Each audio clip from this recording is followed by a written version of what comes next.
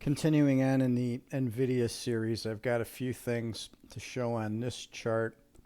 You can see I changed my chart scaling to be able to encompass a larger block of time and a much larger price range. So what I'm doing, I'm coming off the COVID low here back in March of 2020.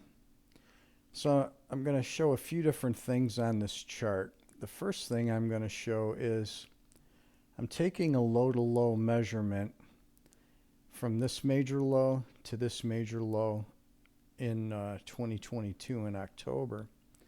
That's 134 bars on the weekly chart. So it's a little bit short of 3 years. So what I'm going to do is take that move in time and add it to the low that I measured to and look to square out price with the price equals time square out, just a one-to-one square out. So I come off the low and add 134 points to the low. It puts me up here where I've got the vertical line right at the point of the high where the first bar broke through, came back, was challenged again, came right to it, triggered a big sell-off, and now we're coming back up to challenge it again in the current period. So you can see that one-to-one square out gave you a pretty nice price target.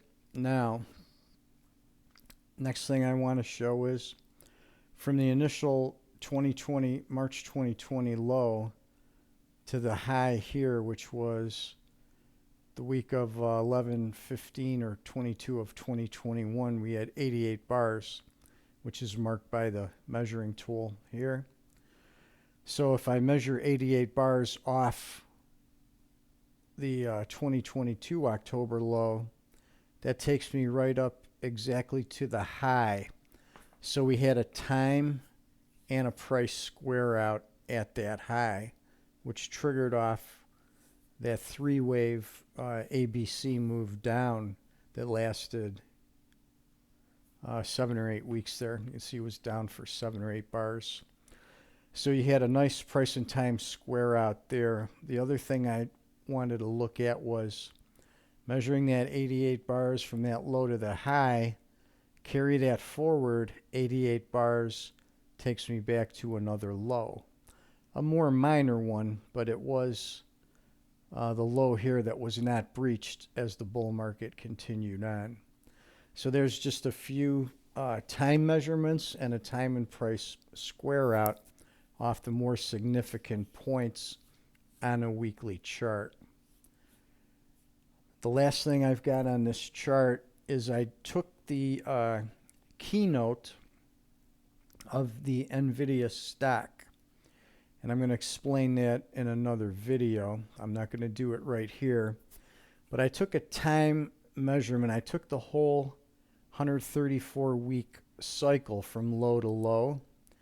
And then I used the octave of the keynote to give me the notes inside that octave projected forward. So I'm just taking 134 bars.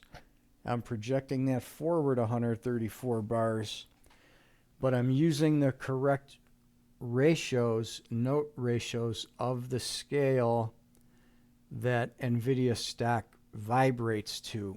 So you can see the yellow lines are marking those time points. The first tone, or the ray tone, was at this high right here. The next tone was at the low. We had a sideways to slightly down correction into that low there. As soon as we hit that time point, the move back up started again. The next tone was the end of the reaction. Market came in as soon as we hit that time point. The market reversed back up and continued on up from there after that little reaction retesting that level. The next one looks like a miss. But if you look at that closely, it's actually a midpoint.